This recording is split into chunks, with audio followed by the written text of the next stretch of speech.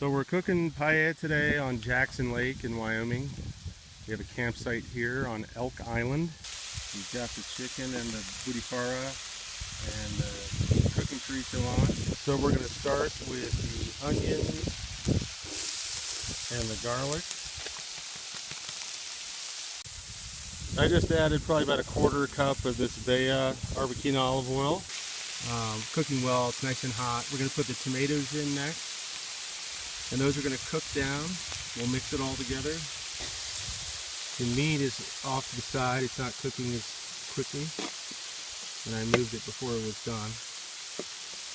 So the hope is to have everything cook up at the same time. So I started this fire a good half hour before we started cooking the paella. So there's a nice bed of coals. And then it's nice if you have small twigs or small sticks that you can use. Here you can see it's really cooking down. You want it to be almost a paste. Okay, here we're adding the bomba in. Put some oil on top of that, turn around, you're just toasting it. Then we'll put in the broth.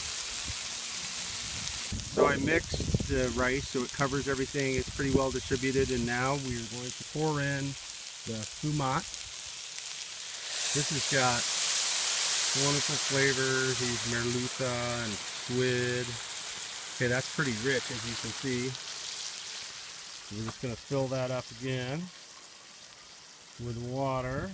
Pour that around, kind of distribute it.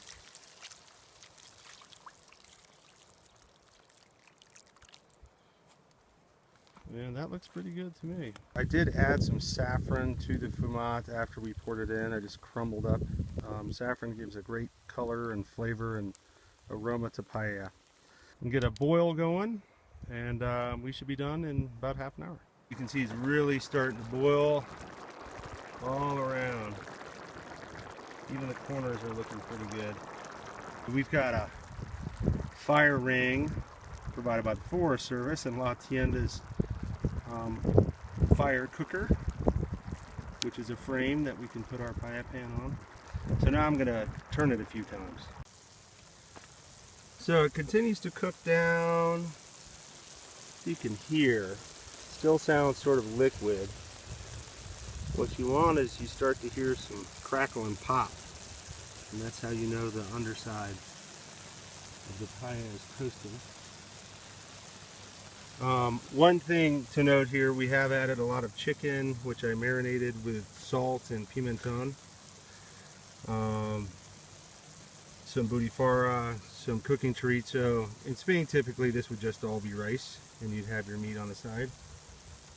In America, we do it a little differently. We're feeding a group of 10 people out of this paella, and I bet there will be plenty to spare.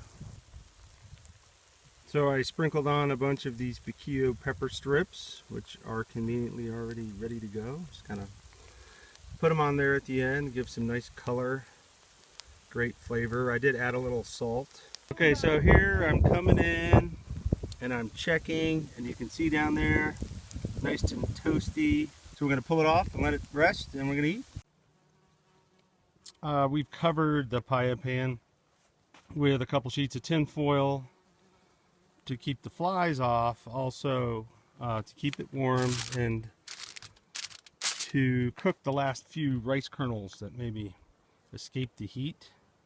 Paella is a great dish to make ahead of time. We have a nice heavy pan here that should keep things nice and warm. We've just received notice that our friends and family who have been trying to repair a broken boat for the last 6 hours are actually on their way.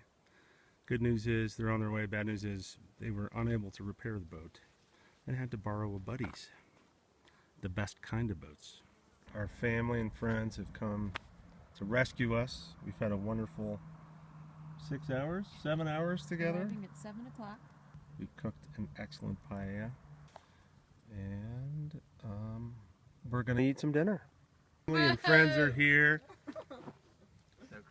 and they're enjoying our paella. How is it, ladies? It's delicious. Oh my gosh. Is it good? Best thing I've ever had.